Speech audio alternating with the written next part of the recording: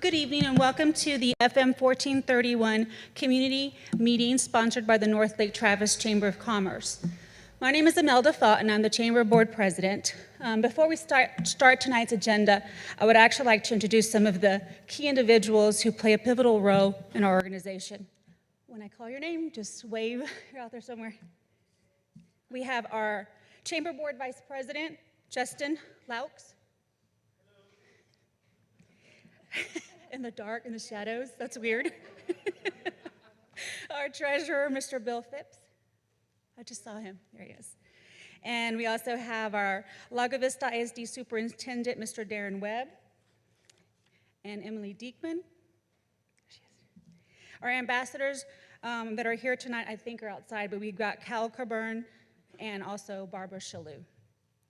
I also want to remind everyone that on October the 11th, we will once again be hosting a Meet the Candidates of Lago Vista event here at the PAC Center. And this event offers a unique opportunity for us to engage with the candidates who are vying for positions of leadership and influence within our community.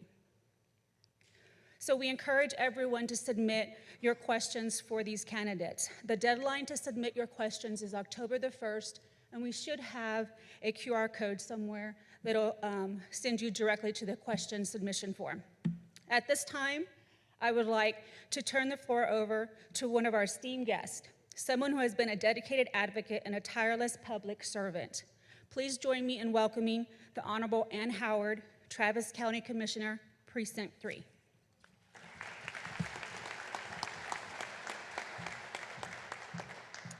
Thank you very much, and a really warm, generous thank you to the North Lake Chamber for getting us all together. If we're squinting or making weird faces, it's because it's just hard to see you, and we want to see you, but we've got a little bit of light blaring in our eyes. So this is an important gathering, and I think you can tell by the number of people we've invited to sit up front that we all take this seriously. Because it's just really important that something happens to make 1431 safer.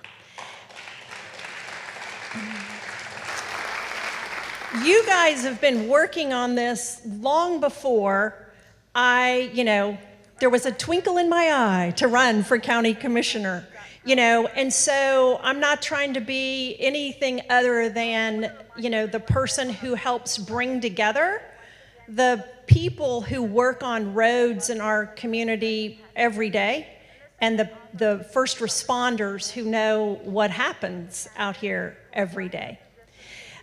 Just by looking at the addition, the construction going on to the high school, you know what's going on in Central Texas. Growth is everywhere. And it can be exciting. We were just at the burger bar, it's fun to have something new and good to eat. But all of that change and growth just puts a lot more responsibility and challenge on folks sitting up here in front of you. And it challenges all of us. It challenges our way of life, and it also challenges how we're gonna live together. So tonight, we've gathered a lot of questions, but first we're gonna hear from our partners in this work. From TxDot, 1431 is a state road, and from CAMPO, the Capital Area Metropolitan Planning Organization, that helps funnel, I don't know if that's she'll tell you the right words, but the way I see it, it's how we at the local communities get the money to our projects. It's federal dollars and state dollars, and it's a regional planning body. I'm joined up here tonight, I'm not gonna introduce everybody at one time, but I'm joined up here tonight by my colleague, Brigid Shea, who's the Commissioner for Precinct 2 in Travis County, which now includes the city of Lago Vista. So you have two of us, because my responsibility is all around Lago Vista, Jonestown, and out, by the Wildlife Refuge and Singleton Bend. But Commissioner Shea, who's very experienced in a lot of these challenges we're talking about tonight, is the Lago Vista commissioner. And between the two of us, y'all ought to get a lot of good attention.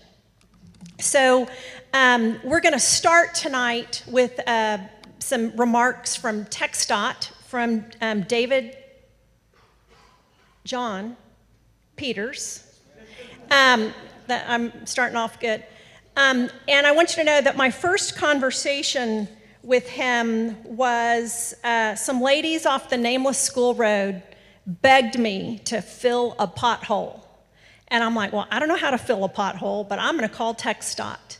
And there were construction guys from TxDot on 1431 that very day. And he said, I think we can take care of that tomorrow. And that stuff is called hot mix that you fill a hole with. And I thought that was the funnest thing I've ever done so far, is to get some hot mix put in that pothole. So let's get going with TxDot. Thank you.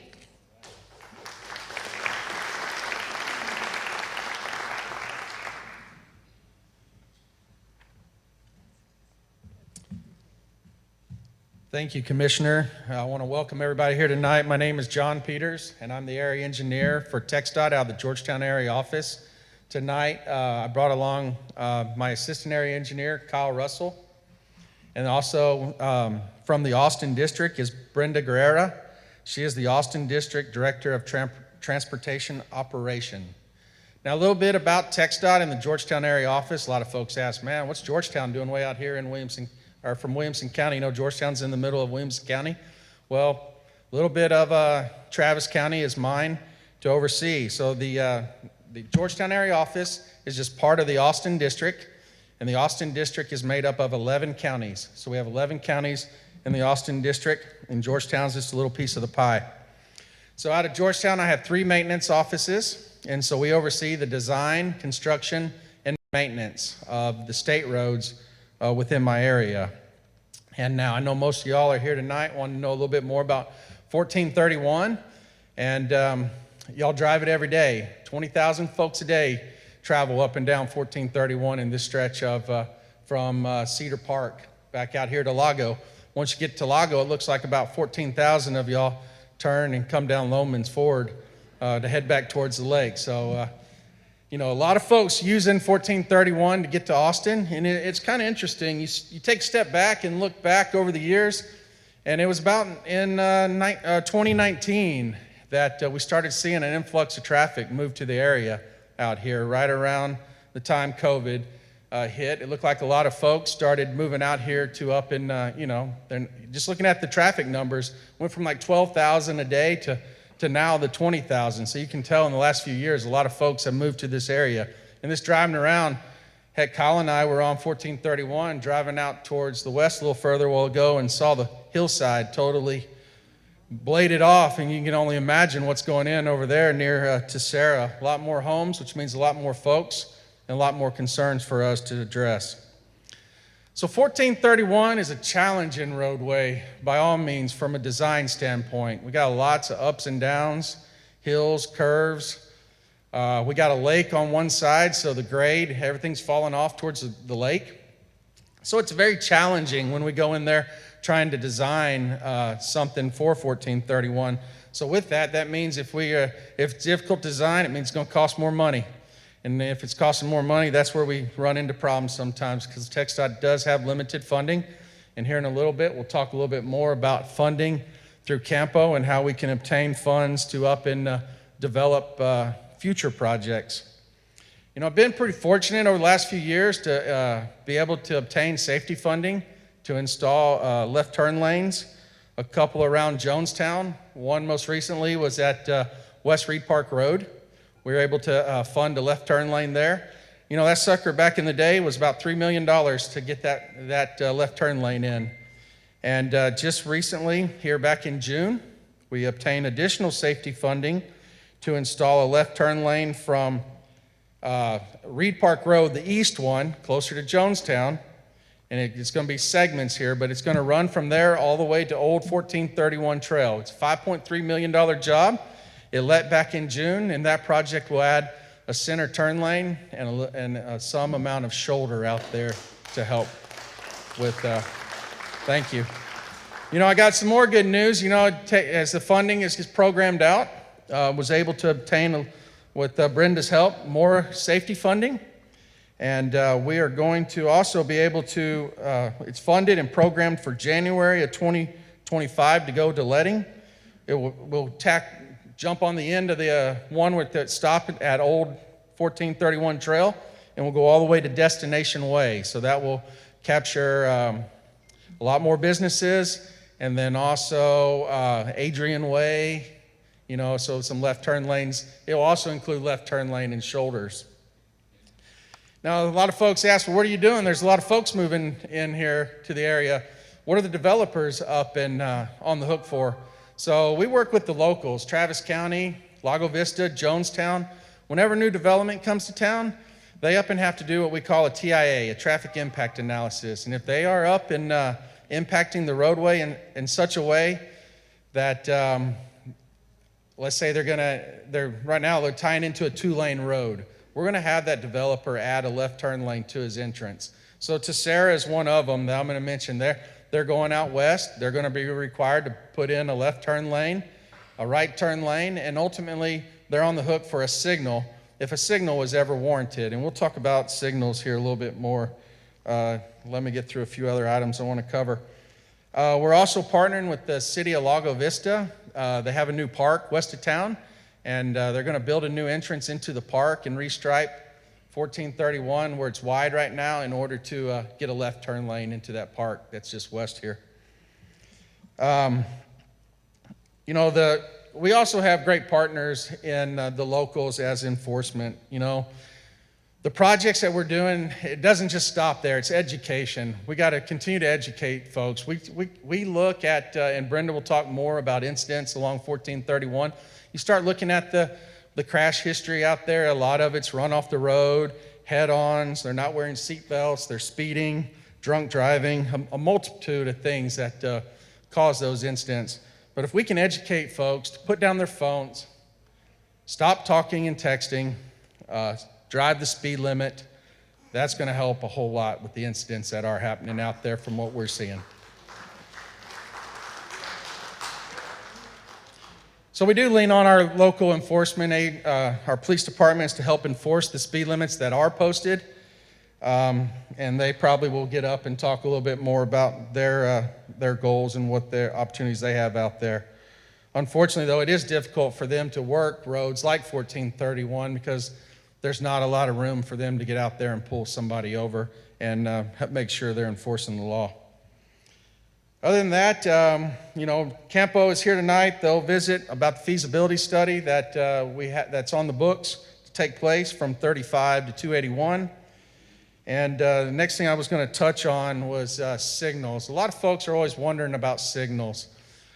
I've up and been asked many times, when are we going to get a signal at Destination Way? When are we going to get one at Bar K? When are we going to get one at Dodge? I think it's Dodge Trail? All right, Dodge Trail. Those are all great questions, and how that happens, how a signal goes in, it has to meet warrants. So we go out, we'll study. All right, I might not be the best to tell about warrants. I'm not a traffic guy. I'm more of a construction, and Brenda May can help me here in a minute, the warrants. But there's certain criteria that they look at: volumes, traffic incidents, left turn movements, right turn movements, and they go out there, they count the traffic, look at the delay, and it's a criteria they use in order to determine if an intersection would need a signal, because everybody wants a signal at their intersection to get out. Unfortunately, though, even if a signal is not always the ultimate solution, we've had accidents at signals too, and sometimes at signals, they're even worse accidents than if the signal was not there. So let me get back on track about this signal. So looking at those intersections, this last year we have performed warrant studies at all those locations that I up and mentioned, and they did not meet warrants at this time. Now, with that said, there's a lot of development going on, a lot of rooftops being built, and as those rooftops go in, we'll continue to study those locations, and once and study them, and if they meet warrants, we'll move forward with the process to install a signal. So The process to install the signal is not a quick process unless we up and have a developer that is going to fund it and pay 100% for it. So like I was saying earlier, Austin District's made up of 11 counties. Somebody calls in and says, hey John, hey Brenda, Kyle, go study the intersection over here, see if it meets warrants. We send our traffic team out. They'll up and go out with the equipment. They'll study it, do the counts, see if it meets warrants. If it meets warrants, it goes on a list. And that list is long. If you think about the 11 counties we have Travis, Bastrop, and a lot of growth happening around Williamson County.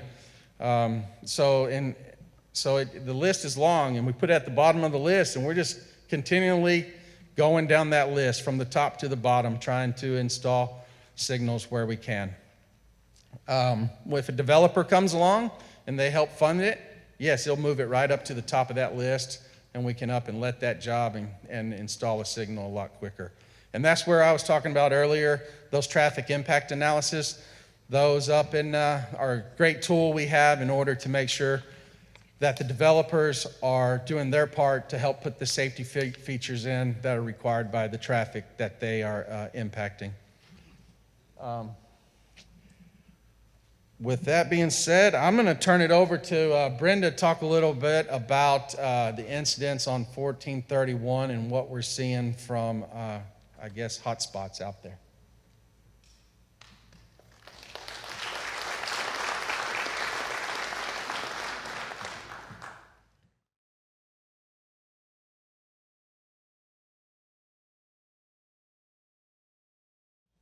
All righty. Good evening. Again, my name is Brenda Guerra. I am with TxDot Austin District, and I'm happy to be here with you tonight to talk about safety and some crash trends in the city of Lago Vista. Next slide.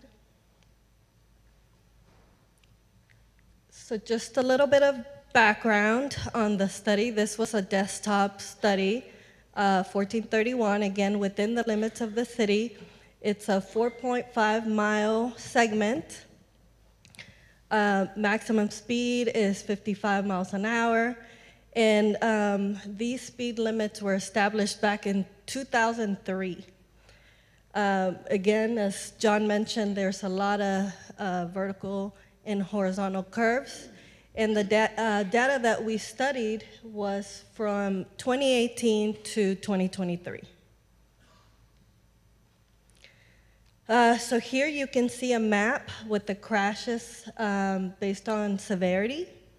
There were a total of 114 crashes from 2018 to current date, 4 of those being fatal crashes.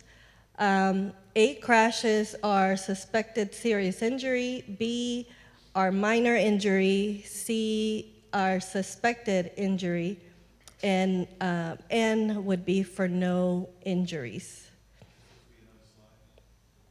Oh, yes, next slide, sorry. There you go. So out of the 4 fatal crashes, 3 of those were runoff road crashes, and 1 involved someone leaving their lane and going into oncoming traffic. So that was a head-on collision. 2 of the fatal crashes involved motorcyclists. And again, a breakdown of the 114 crashes. The majority of the crashes that we're seeing in the area are run-off road, some rear-end collisions, and head-on. Next slide. Here's another breakdown. You can see the data differently. You can see the sum of the crashes by severity. You can also see the total number of crashes by year.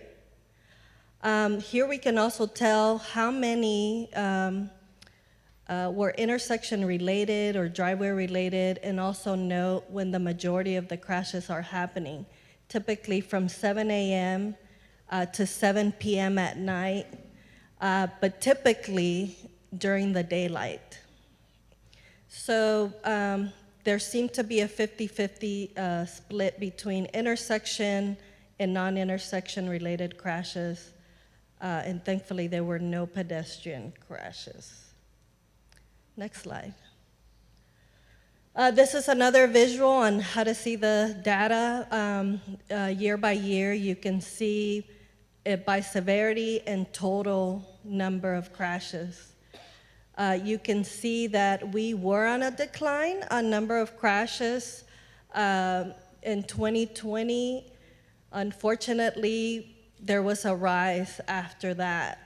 And so what we have been seeing across our district and what I'm hearing across the state and the nation is that since the pandemic, speeds have increased, and with that, severity of crashes do as well. So you can see that we have 2 fatal crashes this year when other years we had none or 1. Next slide. So the manner of collision, we kind of talked about those statistics already. Here you can see how they line up. The number 1 is one vehicle run off road. So it doesn't involve another vehicle, so they're typically running off the road, either rolling over or hitting a fixed object. You will also notice a combination of 2 manners of collision to end up with number 2 with rear end crashes. And head-on collisions coming in after that. And so typically when it comes to single vehicle crashes and rear-end collisions, speed and distractions seem to be a factor. Next slide. Here is a list of contributing factors. So in every crash report, the responding PD will note different factors in the manner of collision in every crash. So for us, we had a focus on K, A, and B crashes. And so those are our fatal crashes, serious injury, and suspected minor injury. And so what we're seeing for our 50-50 split is that for intersection crashes, which are either angled or rear end, we're seeing about half of them due to inattention. And for non-intersection, you can see in red outlined the vast majority are due to speed. Next slide. So we also looked at, yes.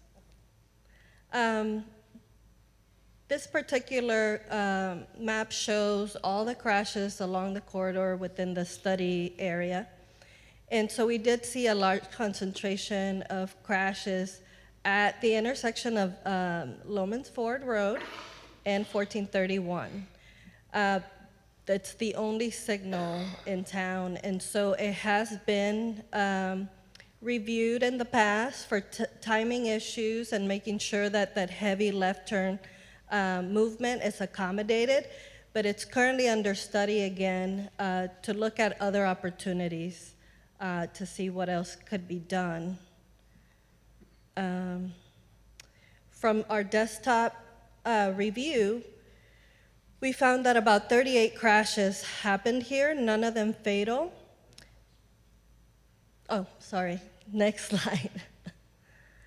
And yes, most of the crashes were due to left-turning vehicles and rear-end collisions. So we are exploring making the left movement protected only, which may cause other delays, but we're also looking at maybe a reconfiguration of lane assignments. So that is in the works. What's lane assignments? Lane assignments is the direction that traffic can move. So if you have a right only or left only or through movement. And here we took a little, a deeper dive into our fatalities. Again, I had mentioned 2 of them involved motorcycles. And so for those crashes, we observed that the individuals were traveling, in this windy road at a high rate of speed, and they either continued in the direction that they were traveling or they were going to miss that particular turn. And so they lost control, and unfortunately resulted in the fatal crash. Other crashes are involved in an unsafe movement. In one occasion, one of the crashes involved someone crossing into oncoming traffic, and unfortunately they did not have their headlights on, and so the oncoming traffic did not see them either. Overall, we have looked at the limits, and we think that there are opportunities to make some adjustments. And just, so you kind of understand my role, in my position, I am over operations. So I'm looking for short-term opportunities to improve the roadways. And then as John mentioned, I'm also over the safety program. And so I manage 2 lines of funding within TxDot that is dedicated to safety. One of the lines of funding is related to crash density and severity. And unfortunately, for both lines of funding, the buckets per year are not what you would expect. Let's just put it that way. Unfortunately, it's very small, and so we're only able to also do small projects. John mentioned turn lanes. Sometimes we're able to do small or short widening projects to add shoulders, center turn lanes, center medians, et cetera. So for this particular study, we're just looking for operational improvements, maybe doing some signage adjustments to ensure that we can address this soon. And so some of the recommendations are summarized here. So next slide. For the locations where we notice speeding, we recommend having portable speed feedback signs. I did notice some on my way in, I think in Jonestown. Our district has 6 speed trailers that are also available for use. We are looking at doing a new speed study to ensure that we can relocate some of the posted speed limit signs so that they are not confusing as we're traveling in these curves where you see advisory speed signs. There's opportunities for additional signage, and I think there was mention of use of lighted signs or something of the sort, and so we can definitely look at signage with LEDs or whatever will bring attention to the signs and our drivers see those.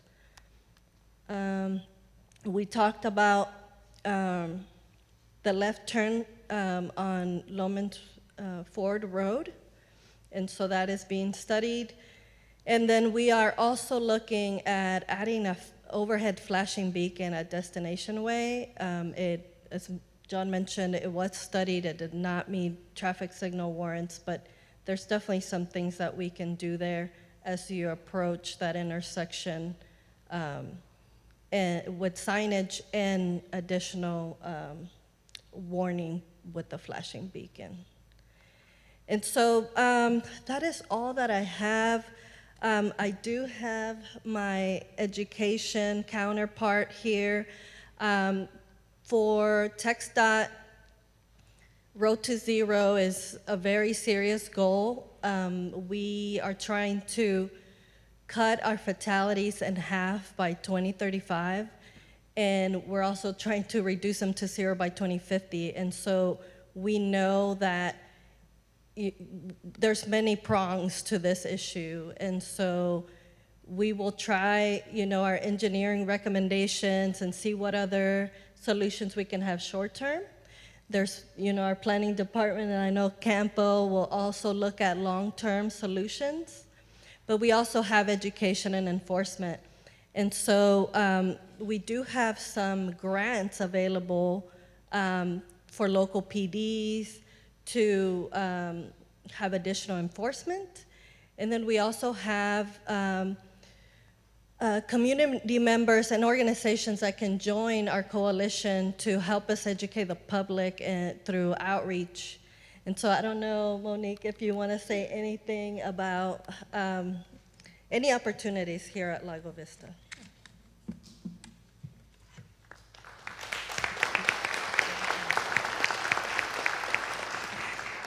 Thank you, Brenda. Good evening. My name is Monique Gampa. I am the Traffic Safety Specialist for the Austin District. And thank you all for being here. Being here means that the safety is important to y'all. Like Brenda and them had said, they recommend the different things to make the road safe, but it's also, my position, the education part, is changing our behaviors. Like she mentioned, the top behavior issues for Lago Vista are speeding and distracted driving.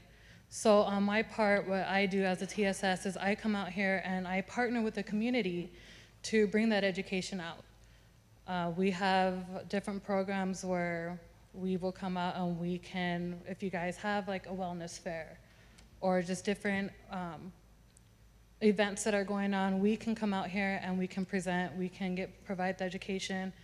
And I know we have our speeding campaigns, distracted driving. For our teens, we have teens in the driver's seat.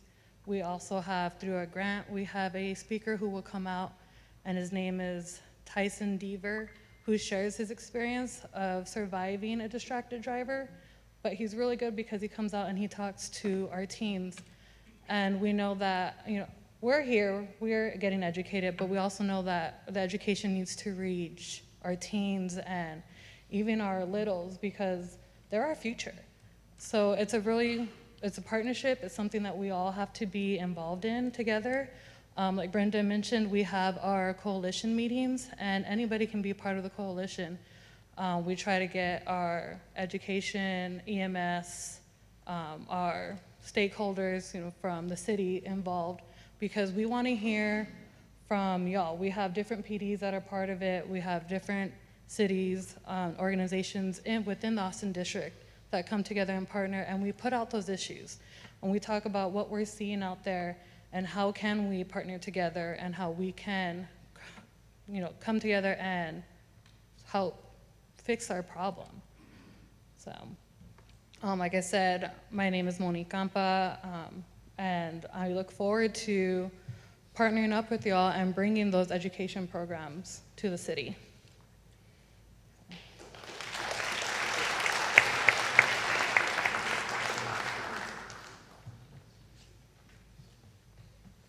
Thank you for joining us. And the superintendent of schools, where are you? Right here. Thank you for being here. And I'm going to connect you to her so we can maybe get those teen programs going.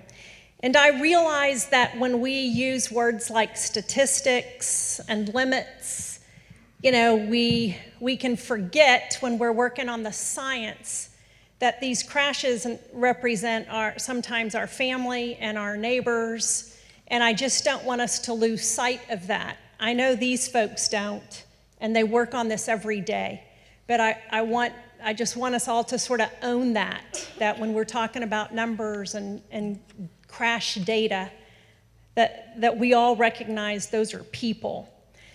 Before we hear about sort of the funding for bigger projects, I want to recognize the other elected officials who are in the room. This kind of stuff doesn't happen without them.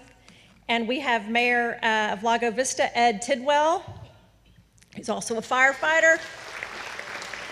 And we have lots of our city council persons from Lago Vista: Kevin Sullivan, Shalane Marion, Paul Roberts, Paul Prince, our Mayor Pro Tem, and Rob Durbin. We also have our city manager, Tracy Lavinka. From Jonestown, we have Mayor Paul Johnson, Councilmember Eric Davis, and City Manager Steve Jones. We've got folks from EMS and the ESD. We have police officers, so thank you all for being here. We're going to keep working our way down the table. But the question I want to ask John before Joyce comes up here is, you've mentioned that, a turn lane can cost $3 million or $5 million. And could you give us just an idea of, besides turn lanes that y'all can sort of patchwork and find money for, when we talk about big changes or big fixes, what would something like that be? And I know you haven't engineered it or studied it, but just because it costs so much money, are we talking about a highway, or what are we talking about? So, I think a lot of it, the cheap fix is word of mouth and education. We can educate folks that use 1431 and all of our fellow Texans to make sure that they are doing what's right on the roadways to keep it safe. When we start talking about the safety projects, like I mentioned earlier, and the cost of them, it's expensive to lay hot mix. They measure it by the ton. It doesn't go very far. It's around $200 a ton. We're talking about millions of dollars we're spending to resurface our roads. And we're only given a finite amount of money each year in our budget. And we have different funding categories at TxDot. And there's like 12 different funding categories. And we could talk all night about the different funding categories. But our main one that I really have any control over at my office is our maintenance. It's our Cap 1. It's our maintenance funds, where we go out and do our overlays, maybe do a rehab on a road, do striping, refresh, we crack seal coats, those type of projects. And overall, just out of our office, we're overseeing $300 million worth of construction right now. So, things are expensive out there. When we start looking at corridors, and Joyce may be able to up and expand a little more, but when we look at a corridor like 1431 and doing improvements from, let's say, Cedar Park to Lago, we're talking $300 to $500 million or more to make it probably a controlled access facility, or a 4-lane divided, or I'm not sure what it would be. That's where she can talk more about feasibility studies and how much it's cost. But we're talking a lot of money to build a large corridor, and that comes through different programs. And I'll see if she hits those. But locally, I can help, maintain the potholes, crack seals. We replace stop signs when they get hit, speed limit signs, guardrail. It all adds up, and it adds up quick when we have just a minute amount of money out there, to be honest. Thank you. So our next speaker is Joyce Myers. She's at CAMPO, and she's the Community Outreach Manager. Thank you for being here with us.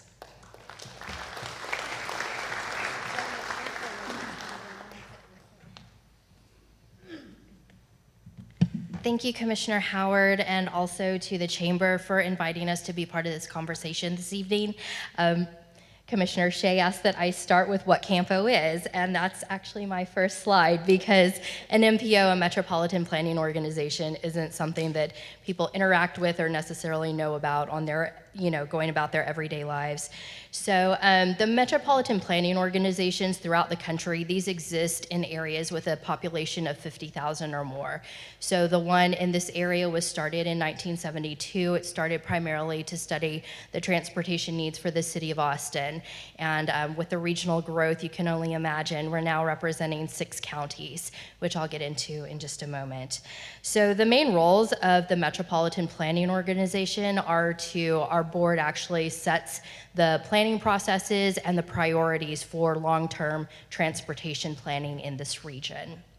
So we are responsible for developing a 20-year multimodal transportation program. That means looking at not only highways, roadway, vehicles, but also looking at transit facilities, walking, biking, and other modes of transportation. The other thing that is a primary responsibility for CAMPO is what's called our Transportation Improvement Program. You may see something called the TIP.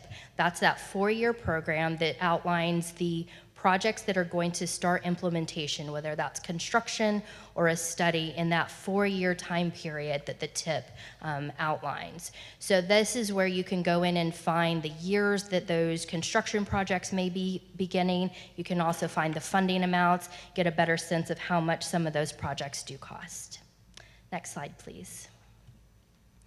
So a little bit more specifically about the decision makers for CAMPO. We've got actually a 22-member transportation policy board. This is made up of elected officials from the 6 county regions. So that's Travis, Williamson, Hayes, Caldwell, Bastrop, and Burnett counties.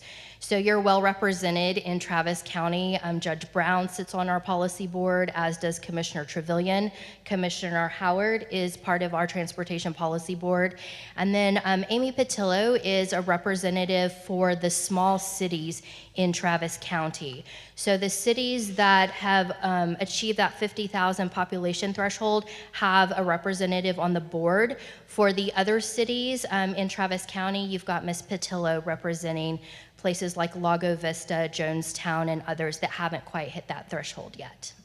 So this is the group of people that are responsible for deciding how the funding that CAMPO is allocated gets spent.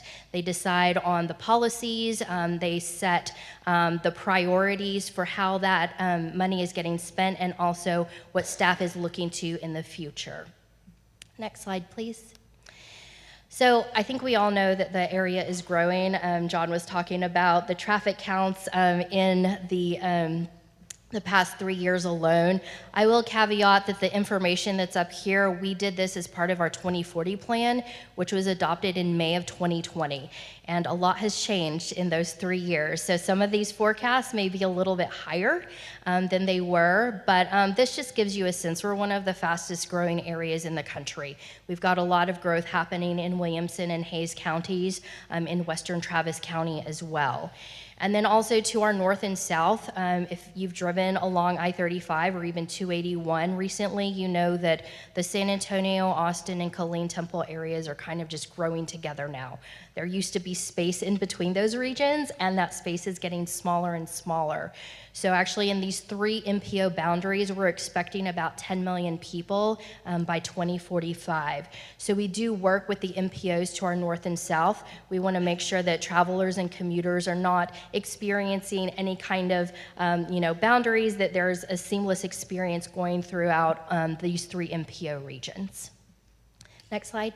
Thank you. So this is a little bit about the CAMPO planning process. TxDot is one of our big partners, as well as the counties and cities throughout our 6-county area.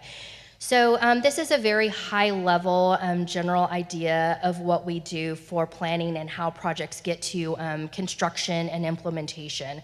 So we start with local and regional plans and studies. The feasibility study that I'll talk about in just a moment is one of those local plans and studies.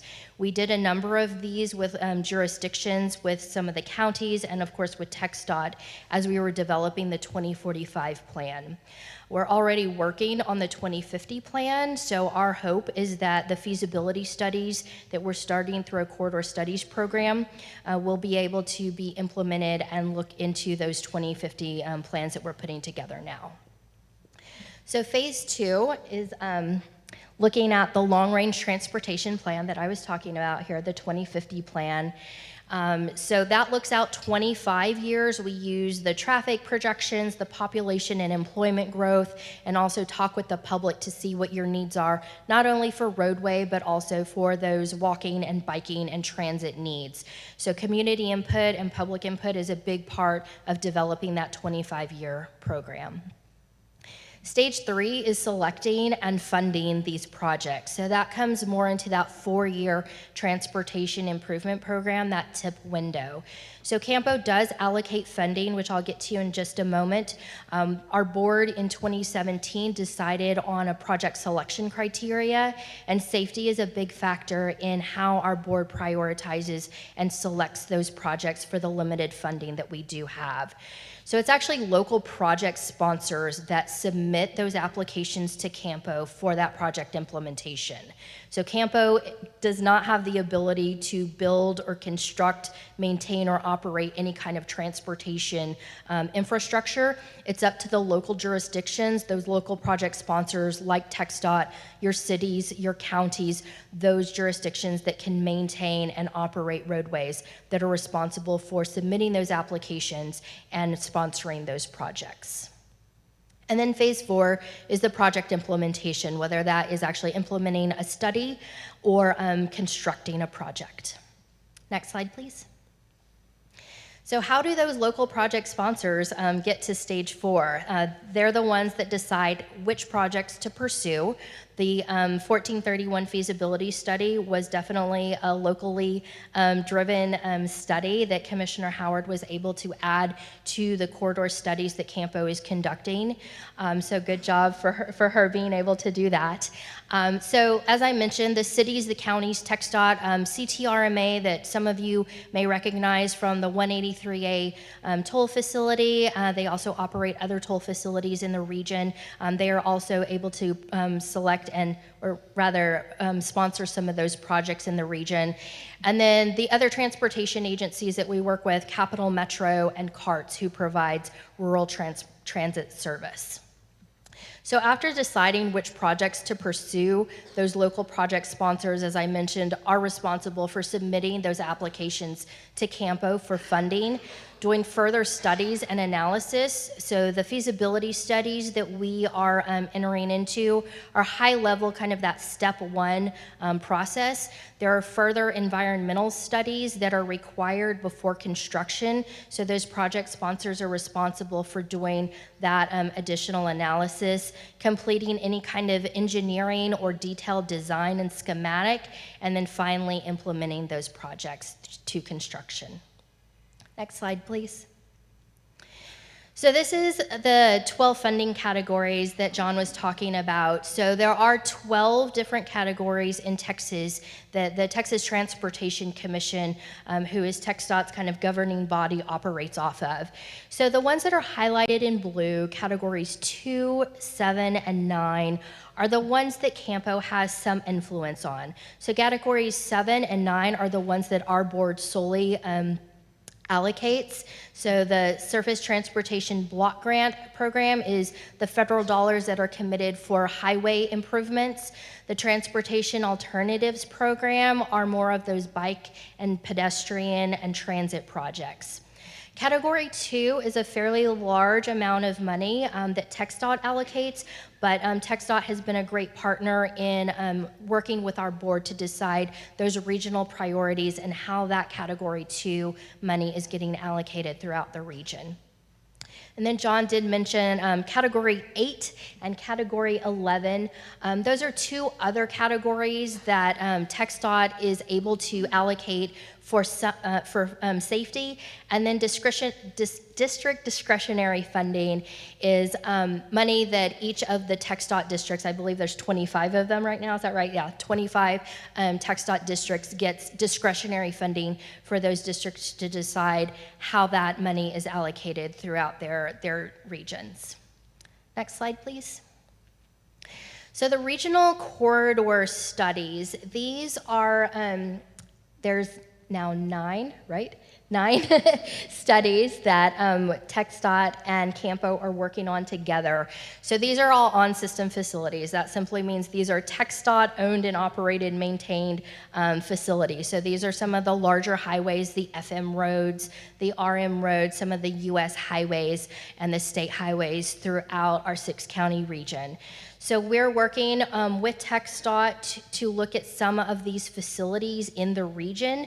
These were based on previous plans and studies that CAMPO did leading up to the 2045 plan. On-system facilities. Sure, so on-system, those are owned, operated, and maintained by TxDOT.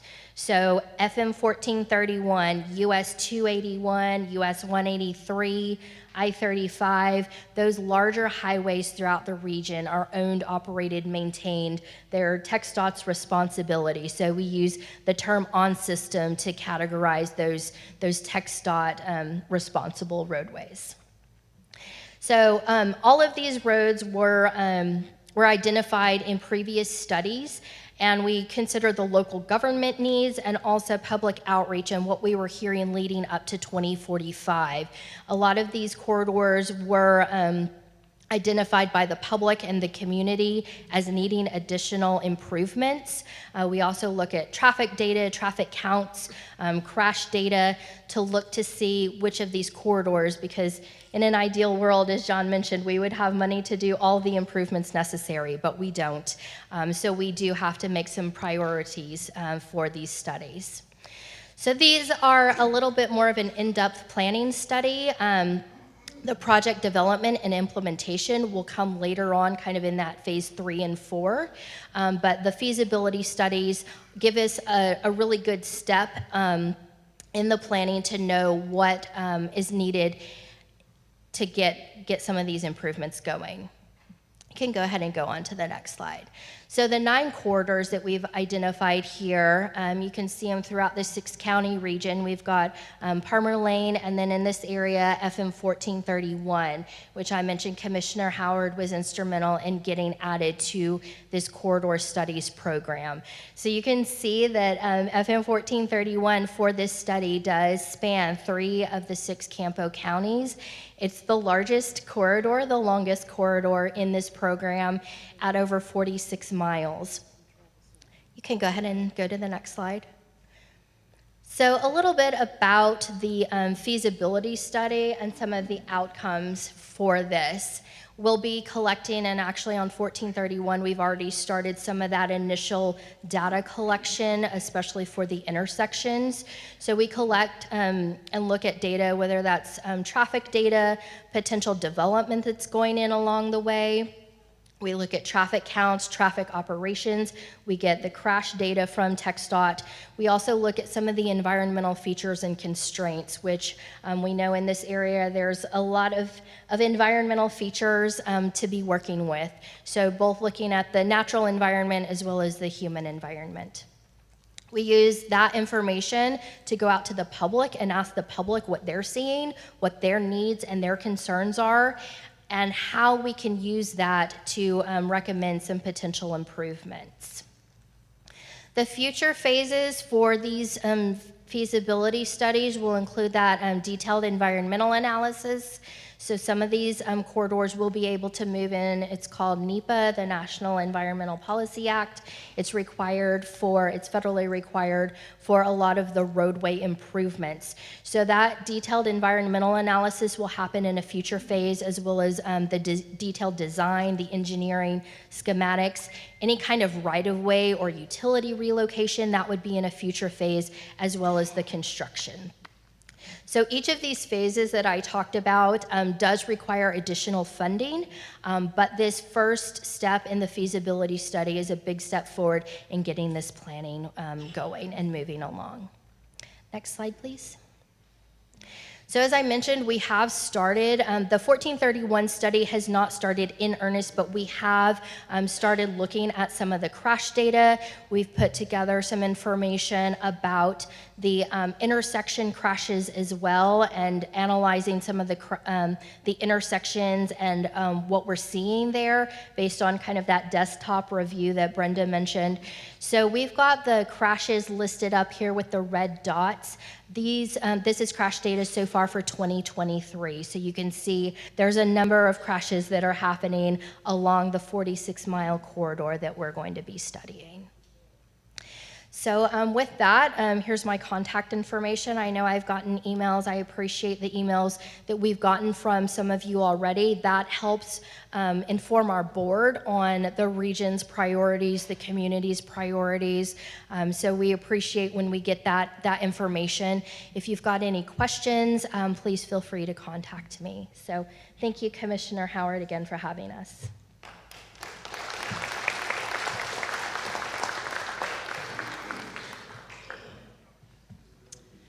Thank you very much. And thank you guys for writing questions beforehand. I know that when you hear information, it's maybe jogged new questions, and so maybe we can get to that. When I look through the questions, you're all asking very similar questions that have been mentioned here tonight. And one of those is left turn lanes. And so we heard from John that there's a few in the works. We will publish, get all of the questions answered and capture the information shared tonight about what's sort of coming so that people can know that. Another one you guys have written about are center turn lanes. You've also addressed that.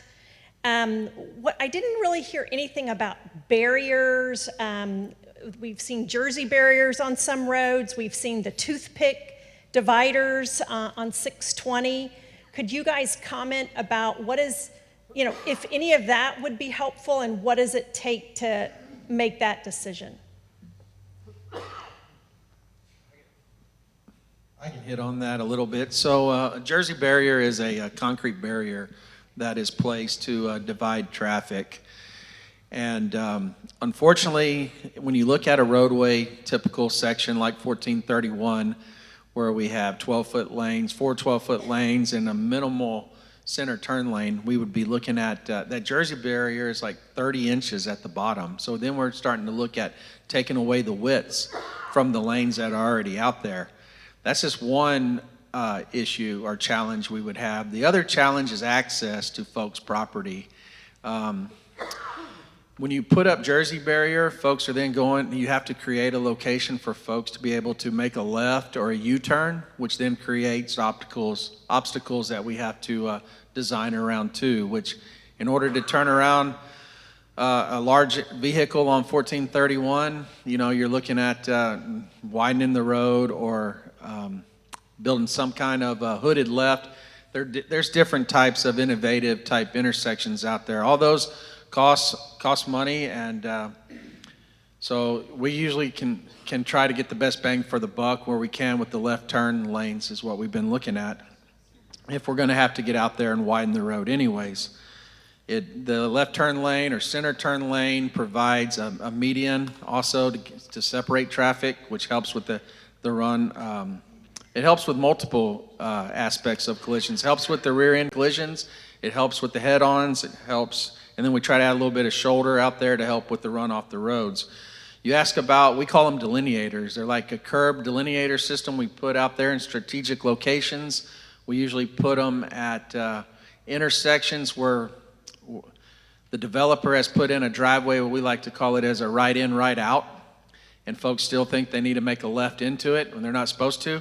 So in order to try to help enforce the actual design of the driveway, we have to put up the delineators. Those are all tools we have in our toolbox we use when we're looking at accidents and locations to try to help curb them and prevent them.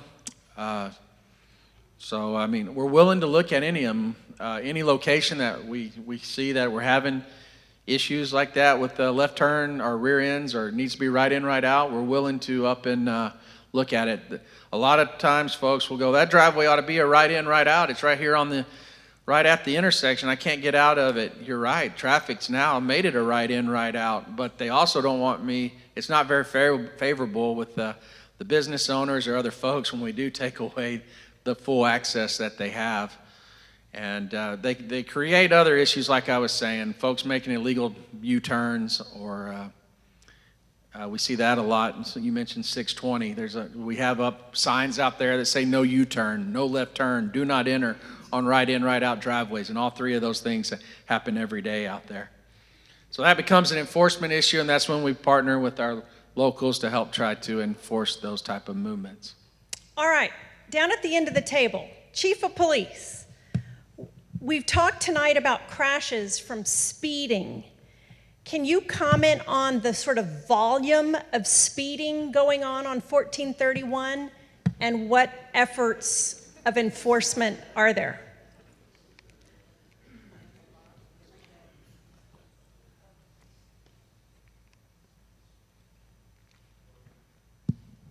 Okay.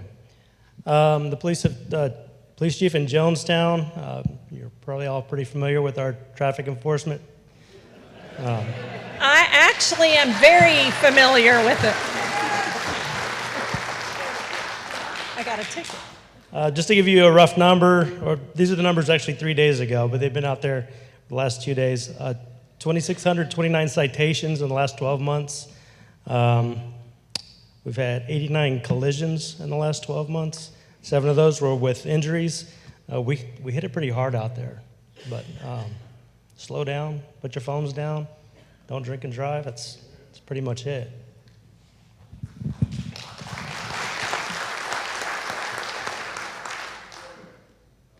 Gary Boshears, Chief of Police for Lago Vista. Wow, that's loud.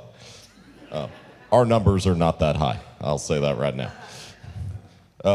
We do pretty robust traffic enforcement. You know, the thing that I'll say about traffic enforcement on 1431, in town it's fairly easy. You know, between Dodge Trail and Loman Ford in Lago Vista, that's pretty easy to do. I'm sorry, from Barkay to Loman, that's pretty easy to do. There's places for people to pull over. There's places for patrol cars to turn around. When you start getting on side of either town, it's as dangerous for us to try to do traffic enforcement in a lot of these places as it is for, you know, people to be driving. So, you know, measures that you talk about as far as, you know, turn lanes and anything else, not only is that going to help improve safety on the roadways, that's going to help us to be able to do more effective traffic enforcement. We do have a couple hundred stops on 1431 this year. I don't have an exact number because unfortunately with our current computer system, I ran the report 3 times today and it gave me 3 different numbers. But we're working on that also. But yeah, we do quite a bit of enforcement out there. But again, anything that can be done to the roadway to improve safety, it's going to make it safer and more efficient for our officers to be able to enforce the traffic laws there as well. So one of the questions is about, you know, would reducing the speed limit help? And I've learned a lot about how we set speed limits. It requires a study, and we target like the 80th percentile of the speed most people drive, because that would be the safest speed. So out here, you know, are there portions that it would make sense to lower the speed limit, or we got to study that first to know? You know, I'm not an expert on speed limits. There's people that are, and I think there's probably a couple sitting down there. You know, from my perspective, just a law enforcement perspective, anytime you can slow people down, that's going to help. Okay. Brenda?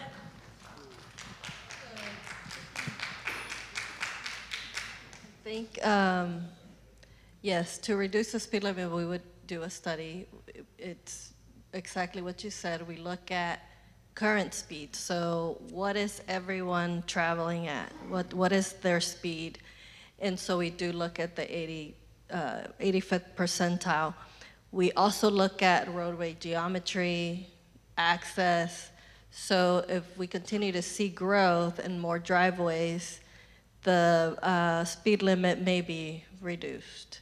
But we are going to get out here soon to look at the posted speed, and so we will be looking at, you know, everyone's travel speed and see what we can do. Any change would have to be agreed upon with the city, and they would have to endorse it as well.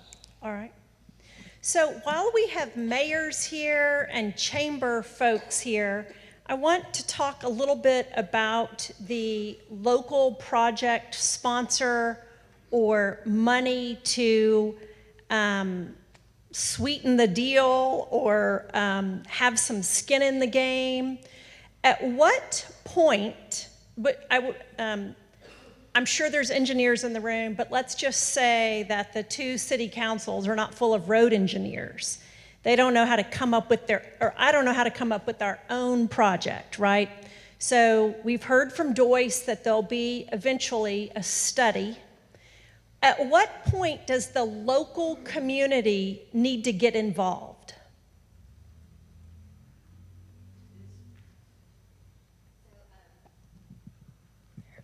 Am I on? Okay. So the conversation that we're having tonight is a very good starting point. Usually communities don't have the opportunity to get involved this early. So there's also the corridor studies program. I'll say it's actually the first one, I think, in the country that we're partnering with the state DOT for the MPO to be doing this kind of advanced planning work. So where the MPO, the regional planning body, is working with TxDot, the state body, okay? Right, so it's actually the first partnership and the first program like this, I believe, in the country for this to happen. So we're excited about that, not only because the region's growth, but also these feasibility studies. Since they are very early in the process, it's an opportunity for the community to be involved and give their input, let us know about their needs, their concerns very early on. I know it can be a frustration for the community if they find out a project is about to happen, and that is their opportunity to give input. But because this is happening, back to my slides, you know, basically it's step one, the community will have multiple opportunities and will be able to get involved in that very early stage to let us know what the needs are, what the concerns are, what we need to be considering. We don't live out here, we don't drive the roads as much as the residents, and don't see those near misses that aren't necessarily captured in TxDOT's crash data. So getting information like that is really helpful, and the earlier the better. And so I know that our Transportation Policy Board, our executive director, take public input and community outreach very seriously, and it's something that we strive to do a good job of. And so it's great that we're able to have this conversation now and continue these conversations with these early feasibility studies.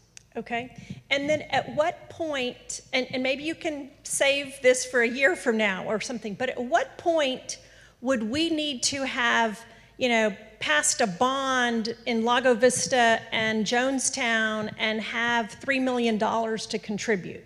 Sure, and I'll, part of that too is the federal transportation dollars that CAMPO allocates.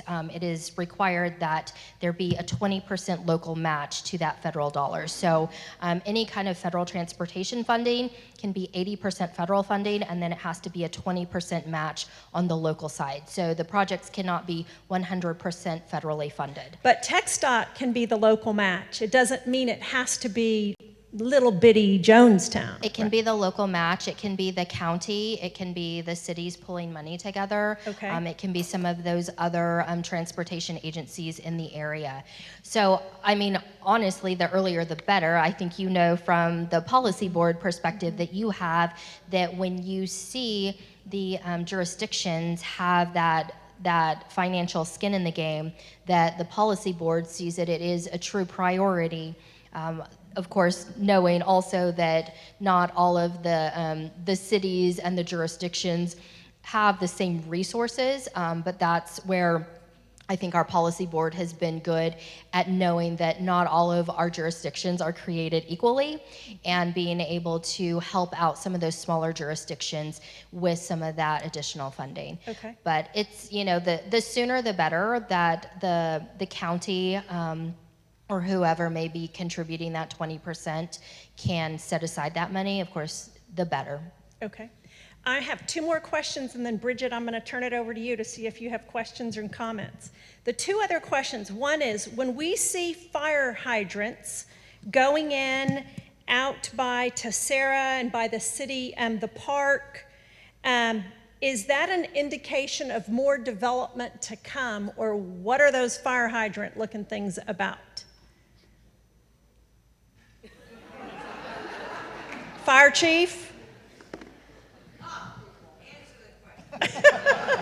Those fire hydrants are to put out fires. That's, and I'm guessing, because we're not really involved in that, in the infrastructure of the development of the city, and that comes through the I'm assuming Public Works and the developers, but one would assume, which is dangerous, that they are expecting more development in those areas. Sigh. Okay, the second one, the last question, then before I turn it over to Commissioner Shea, is it's maybe historical, but when you drive out 1431 from here towards Marble Falls, the road looks different. Between here and Cedar Park, it's narrow, there's not much drainage space, you know, it's just somebody's fence or business or driveway. The closer you get to Marble Falls, there's a lot more room. Was the road, can somebody just, none of us were probably alive when the road was first built, but why does it happen that way?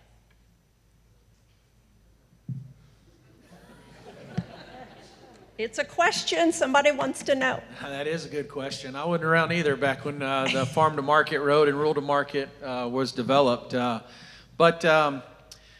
So back in the day, I know that they turned a lot of the county roads to state roads, and TxDOT took over the maintenance of what is out there, such as FM1431 for Lago Vista West. And it has become demand. A lot of the money that we have in our 10-year plan, the demand has been towards the city where the folks have been, and that's where we have been spending a lot of the funding over the years. I think that it's a great start right now, having this feasibility study in the works to come up with a plan to help reserve right-of-way and look at the future of 1431 and what it needs to look like, all the way from 35 all the way to Marble Falls. So I think that's a great thing with the route we're going. All right. Brigid, you could come up here or use that mic, whatever you want to do. I broke my ankle walking the dog. I broke my ankle walking the dog, and I've got a Franken boot on, so I'm going to sit here and make a few comments and ask some questions. I am retired from CAMPO, so I appreciate the people that are on it and serving on it. I am really interested to know in a little more detail, so Doyce, this might be a question for you. What is the process for the regional corridor study on 1431? Is it one where you got the crash data, got all the information about speed and that kind of thing? Will you be trying to figure out where to put maybe more turn lanes, more center lanes, more lights? Will you be looking at widening, so potentially acquiring right-of-way, removing some businesses, maybe taking away some portions of lawn? I think it would be really helpful for people to have a better understanding of what's in the mix for the consideration with the corridor study. So I'm really interested to hear that. And then well, hold it. Let's go one at a time. Can you Okay. respond to that? Sure. Yeah, it's a great question. Thank you for that question. So the high-level feasibility studies that we're looking at, as I mentioned, we are looking at the traffic counts, the projected traffic counts, the development that's coming in. So these high-level initial feasibility studies will be looking to see what the concerns are, what the needs are, and then just looking at some high-level recommendations. It won't be specifically saying, you know, this is just off the top of my head, we need to have like a 6-lane roadway with 12-foot shoulders and a center turn lane the entire length or something like that. So it'll be looking to see what those needs are and then having some high-level recommendations. It could be some of the short-term improvements that I think TxDOT and John are very good at looking at those short-term improvements to see what can happen now, what are we needing midterm, and then longer term based on population and development and traffic that's happening in the area. What do we think is going to be needed in the next 25 years? As you know, Commissioner Shea, from having served on CAMPO, not all of the funding comes at once. And so we have to, a lot of times, have those short, mid, and long-term improvements and have that program as that money comes available. And a lot of times, those longer-term improvements are not needed today. That's one of the roles of the MPOs, to be looking out 25 years to see what is going to be potentially needed and be working towards that with TxDOT and our local partners. in terms of the time frame, should people be understanding that you're talking about a 25-year time frame on this corridor study? You mentioned it. She mentioned a 25-year time frame, so I'm trying to clarify this. What kind of time frame are we realistically looking at? So the short, mid, long-term improvements, that could be over the 25-year. A lot of those short-term improvements we usually look at, in the tomorrow to 3-year time frame.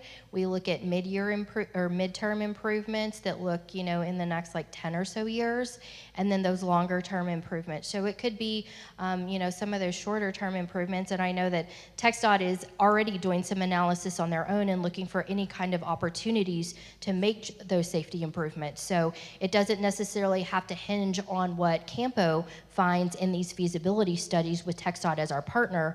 The district, I know, is always looking for opportunities to make some of those safety improvements as they're able. And actually, I think that's how we were able to get some short-term improvements along 620 near Steiner Ranch. There were horrible head-on collisions there, similar conditions to 1431, high speed, curved roads, bad sight lines, and we got TxDot to put in the Jersey barriers. They had more roadway to work with. They had a much wider road surface out there. So they were able to put in the Jersey barriers. And I think TxDot also put down a different kind of road surface that made it less prone to cars sliding, when it did rain, whenever we remember when that was. So if you can talk a little bit about that and what that process was, because that happened much more quickly, partly because there were some really horrible accidents and there was a lot of community demand for quicker action. But if any of you can talk about that, I think that'd be useful for people to understand as well. I can touch base a little bit on 620. So you're correct. 620 had a much wider footprint. And the biggest thing on 620 was access to property. By putting down the Jersey barrier on 620, we had a preserve, a large Balcones Canyonland preserve on one side and the lake on the other, and we weren't restricting access to folks. So it was a lot easier to up and take the existing roadway because there was not folks using the left turn lane that was out there. So it was easy for us to go put the Jersey barrier right down the middle. I think you asked about something else besides this 620, the road, the porous friction course. So we were fortunate, I'm gonna say it was around 2007 or so, we were able to put this porous friction course, we call it PFC, on 1431. And what it does, to an extent, when it rains, it lets the water kind of drain through it and out. And it helps with the skid and also the overspray on folks' windshield when they're driving down the road. That was a much welcomed safety measure we up and were able to install on 1431, and it gets dated, and over time the pores start to clog and it starts to break down due to the heavy traffic, and we are looking at repaving 1431. I believe it's in 2026, and again, we'll go back with this same type of asphalt, this porous friction course, PFC, to help with the skid, the friction, and then also the wet weather accidents.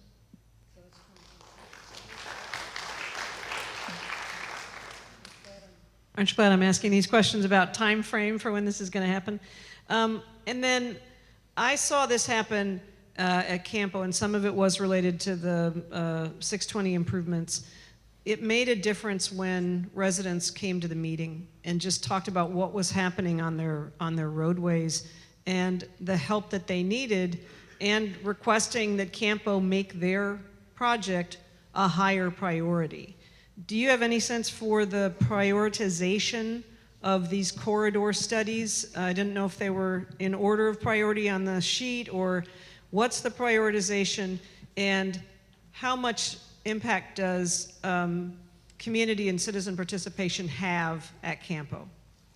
Yeah, that's a great question as well. So there's actually 2 of the 9 corridors that the studies have started on so far, so that's FM734. Most of us know that as Palmer Lane. And then FM 973 has also started. We're in the works with TxDot to also look at FM 969. So FM 1431, we don't have a specific date that study is going to kick off officially. As I mentioned, we've already started looking at some of that initial crash information, especially at the intersections, and doing some of that back-end analysis before we get started officially with that. Definitely having that public comment helps, letting the policy board members know what the concerns are that you have. We always have comments open. If you want to come in and speak with the policy board, we do have a public comment period at the beginning of each of those meetings. Typically, our board meets the second Monday of the month. This October, it'll be the first Monday, so that'll be October 2nd, and we meet kind of on the northwest side of Austin, and those meetings are posted on the CAMPO website, campotexas.org. There's a calendar there. It shows you the location, the meeting time. There's also meeting agendas that are posted to that, and an email address if you want to send in any kind of comments to our board. Those comments are forwarded to our board ahead of each of the meetings. All right, just to reiterate that, the public comment helps. So this is an opportunity, another way that the community can weigh in and move the priority for the work on this road up to higher on the list. Thank you. Thanks for... Yep. All right, it's almost 8 o'clock, so we're gonna wrap it up. I'll hang out for just a few more minutes if anybody wants to come down here and shed some light on something they heard tonight. I wanted to recognize a couple of folks that didn't get to talk. And one is Charlie Watts. Charlie is one of the county road long-range planning folks that keeps us all on the straight and narrow. And then Kyle is the assistant engineer for the Austin area, Georgetown area. So we thank you for being out here with us tonight. Jennifer, did we forget anything?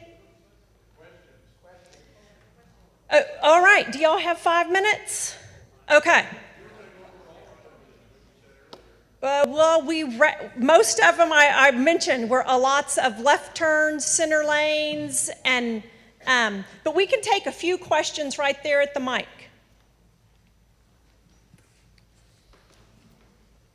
And we also said we'd publish answers to all of the questions. You're right.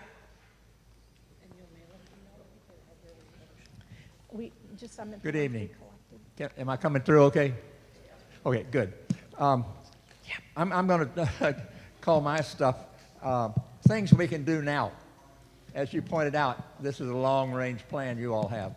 But we have some very short-range uses of 1431 that we can do some things to improve ourselves, groups of citizens and so forth. I and some friends have done some very serious thinking about these problems from the standpoint, how the user uses the road and what the problems are associated with the two different kinds of applications. We have routine applications that we've all talked about and we all do. We have emergency applications, which you gentlemen down here are specialists in. And the particular ones that we have been concerned with are those that are outstanding in the news today, and that is forest fires.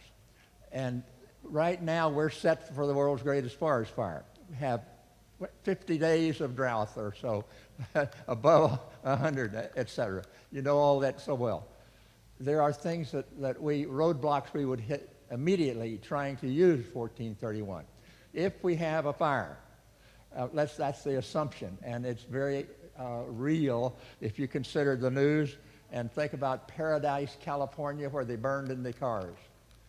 So how do you get from here to there when you get a call on the phone or however that the place is on fire and to evacuate? Okay, first thing is, how do we get out of here and where the heck do we go? Because getting out becomes a real problem. Our houses have moved into the forest, and that's our fault, but it's a wonderful, beautiful place to be.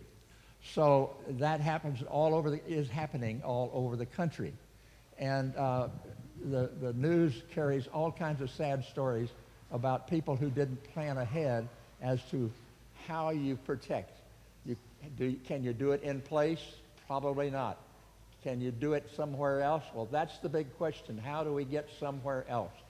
So if you look at your particular situation, take ours here in Lago, right across the street practically, the access from your home onto the street is pretty good. However, the street runs in some circle or it's dead end. And so if it's dead end, you've got to go, everybody has to go one way out, and the fire truck wants to come in. That doesn't work. On a bigger scale, if you look at Boggy Road and go from the red light on Boggy to the Y that takes you off to the north side, that road goes, that road goes around the circle and joins Highland, and everything that comes out of the south part of town has to come out through Boggy Road, and it's 2 lanes, joins 2 lanes, joins 2 lanes. Finally, you got to crash at the intersection. And so how can we solve that problem? And because the fire trucks got to get in. Well, our group has been studying all these problems. We would like to get together with some of you all and share what the users are seeing. And if I could meet with somebody here to find out who to get with. Sure, we welcome that, and we'll get the fire chief and to comment and meet with you about that. Thank you. We have 5 questions. Tom Hildner, 2802 Lomans Ford. Yeah, I'm a little disappointed, honestly, coming here. I thought there was going to be a plan. We have head-on fatalities every day, almost. I mean, I almost was in a head-on today.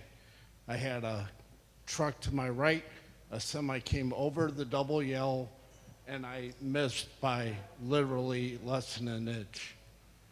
And here we're talking about, I understand bureaucracy and red tape and stuff, but I think the solution's pretty clear. We need a divided highway all the way from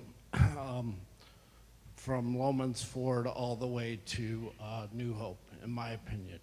And we need to start on it now. We got land for sale. You're going to have developers developing right up to the land, and then you're going to try to take it back from them. We need to annex that land now, get the money.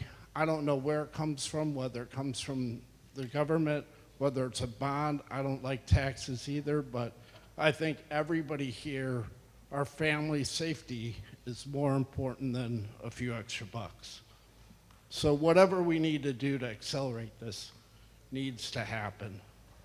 Thank you. We can't have head-ons anymore.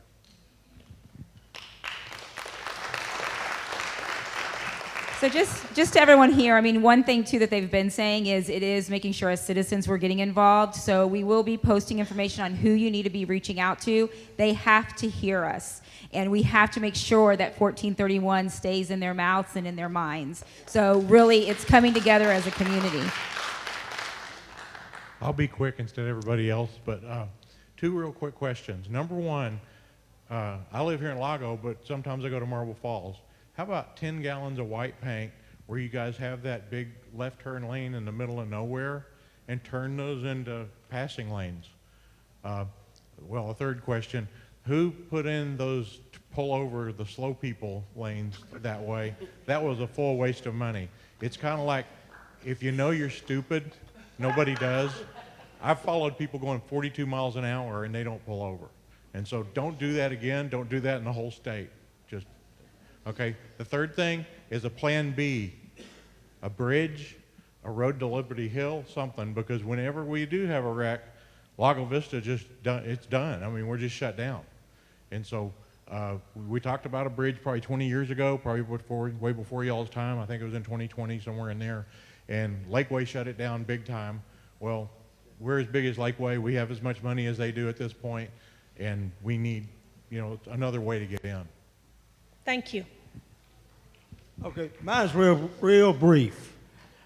I got a question for the PEs. When you model a place, I'm talking about the intersection on 1431 going east from Lago Vista. When you model that, okay, you did the work on it. Do you do any after modeling, go back and look at what you did?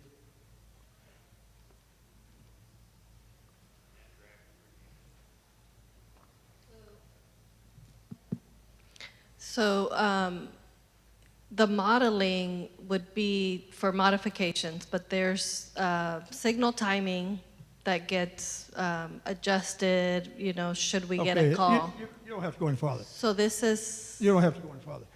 What my concern is, and it's real big concern, and probably no one here, I may be the only person that lives on Reed Park Road, but the money y'all spent there, a couple $1 million where it was, really and truly, that intersection is worse now than it was. If you're going east and try to turn right on the west entrance, you have to almost stop. The other day, a big truck almost hit me in the rear end, because the only thing that saved me is he got in that right, in the other lane. Now, why didn't you put a right turn lane there for one? That's one. I don't answer that yet. Number two, why did you make the queue going west so short? And three, why do I have to make a U-turn when I turn onto that road to go back up Reed Park Road? Enough said.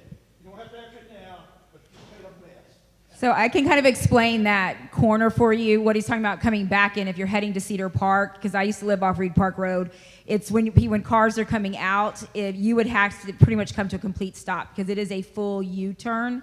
So y'all have the turn lane for the cars that are heading into Lago from Cedar Park to turn in, but coming the other way, you literally have to come to almost a complete stop. And again, I've shared this with people before, used to live off Reed Park Road, amazing view off of Grandview Lane, and we actually moved because, one time it took me 7 turns to get home because I could not turn into my street. I kept having to go to Lago's light, Jonestown light, Lago light, because cars would just come behind you and you're pumping your brakes and they are just not stopping, and you have blind spots coming over that hill.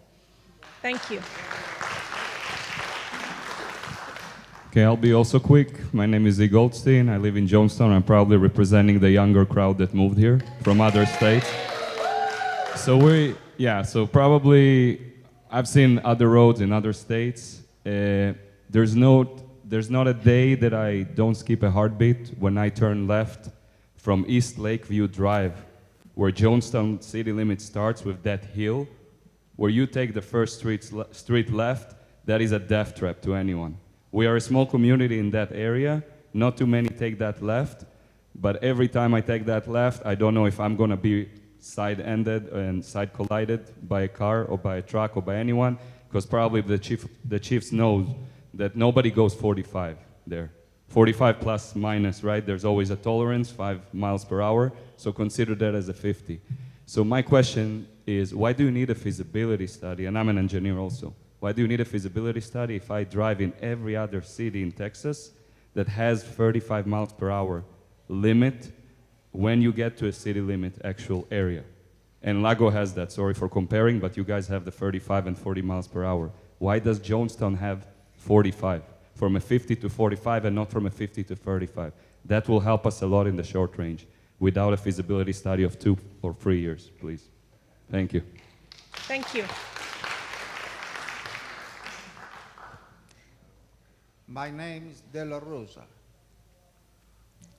I live in a small community, in this Travis Peak community, up the road about 8-9 miles from here, off of 1431.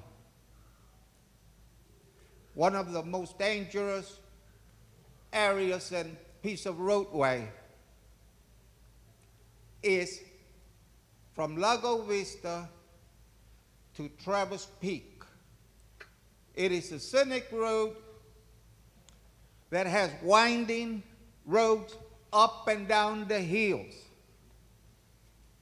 Guardrails along that roadway are about 1 foot to 1.5 foot off the side. Thereby, a driver doesn't have much area to move. It is a one-lane road one way and one the other. Now, here's the real question, is that this 8 to 10 mile roadway, when in your plans, strategic planning, as I heard earlier, some span 20 to 25 years. Travis Peak is a growing community that most of the people that live there pay from $10,000 to $24,000 a year in taxes.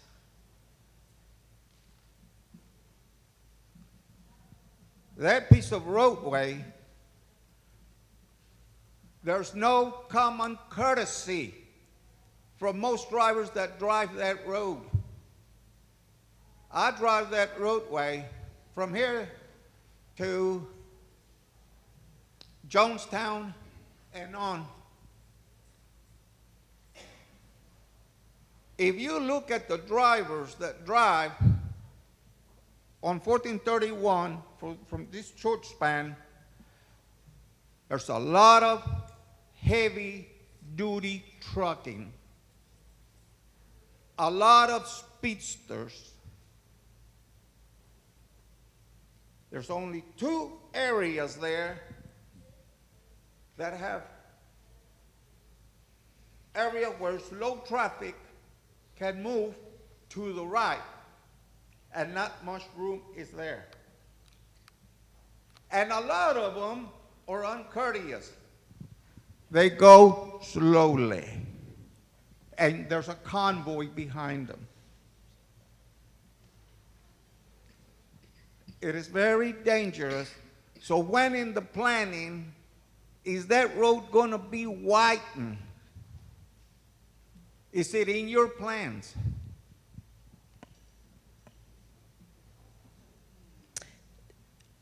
We heard tonight, we're neighbors, we heard tonight that the widening type things, adding lanes, is what does come out of these plans that can take 3 to 5 to 10 to 25 years. So what I promise you, that every question y'all submitted, we will get answers to and publish those through Jennifer or make them available on your website. And if you want to reach myself or Brigid or TxDot, Jennifer, can you help us also make that info? I mean, you can easily find Ann Howard and Brigid Shea, but Yes. if you need to go through Jennifer, we're in communications a lot. For those of you who don't know, I'm here every week. My husband's up there. We have a house off of Singleton Bend Road, and this is, I'm your county commissioner and Brigid's your county commissioner, and we're here because we want to get your answers and to get these resources to bear on this road as fast as possible. So thank you all for coming tonight. It was a great turnout. And I do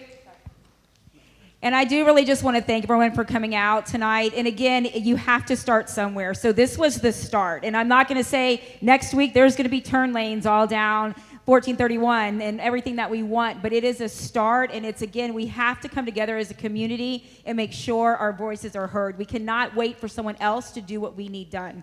So it's very important. Again, I will send out all the information, what we need to do, what meetings we need to go to. And thank you, everyone, for coming out today and talking to us.